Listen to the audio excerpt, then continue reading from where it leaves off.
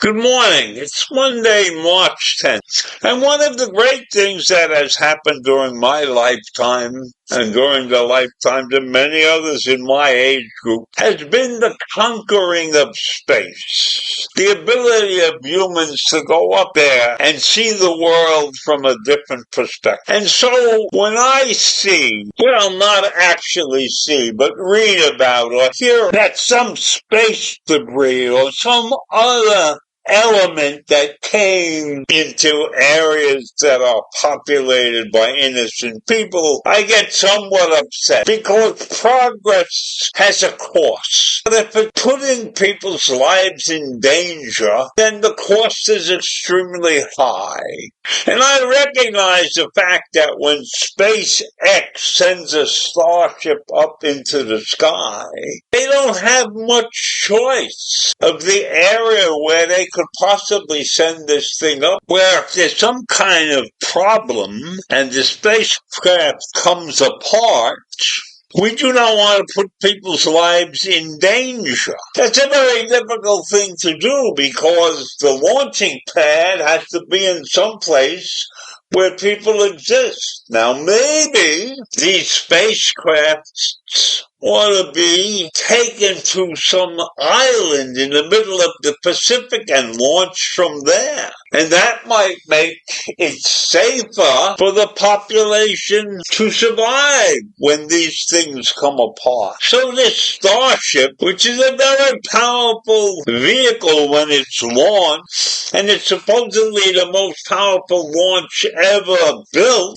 it exploded during its 8th test flight on Thursday. And that disrupted the air traffic, and it marked the second consecutive failure for the vehicle this year. So is SpaceX going to figure out a way to continue to test their spacecrafts in a place where humans will not be in danger? Now, SpaceX is owned by Elon Musk.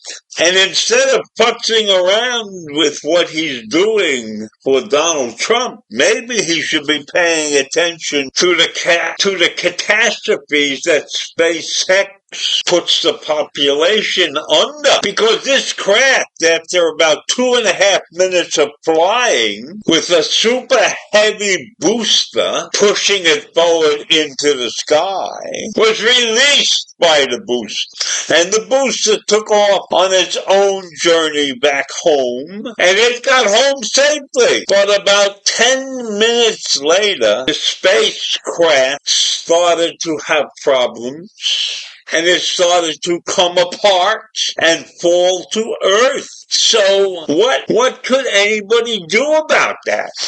10 minutes into the flight, the vehicle's engines visibly cut out and the ship began to tumble. And then the SpaceX communication crew could not contact it anymore. And so once those crafts lose enough of their center engine, they lose altitude control, they lose attitude control, and they start coming down back into Earth. And so the guys who were flying this thing and monitoring the flight saw that it went into this crazy spin and they had lost contact with the ship, and they can't do anything to alert the public that it's coming down. But down it came, and it didn't do that much damage on the Earth. But when these things explode over populated islands, and they litter the islands, in this case the Turks and the Caicos, with debris, that's not right.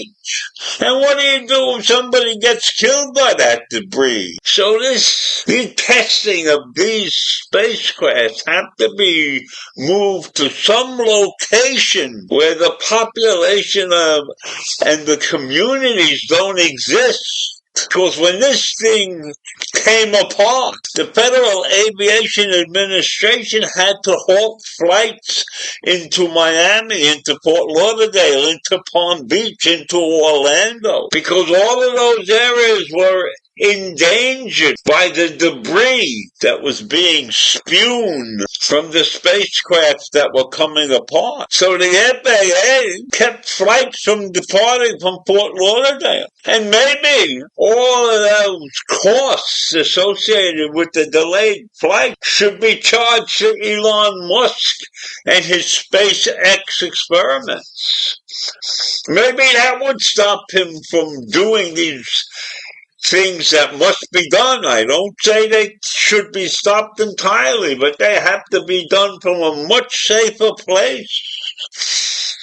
So scientific advancement is not always safe for the communities. And one has to take that into consideration when one is doing experiments like the one that SpaceX does all the time. So think about that. The dangers of an advancement in society, perhaps. The dangers that come from creating a new adventure have to be taken into consideration when you're going about those tasks. So I'll leave you with that this morning.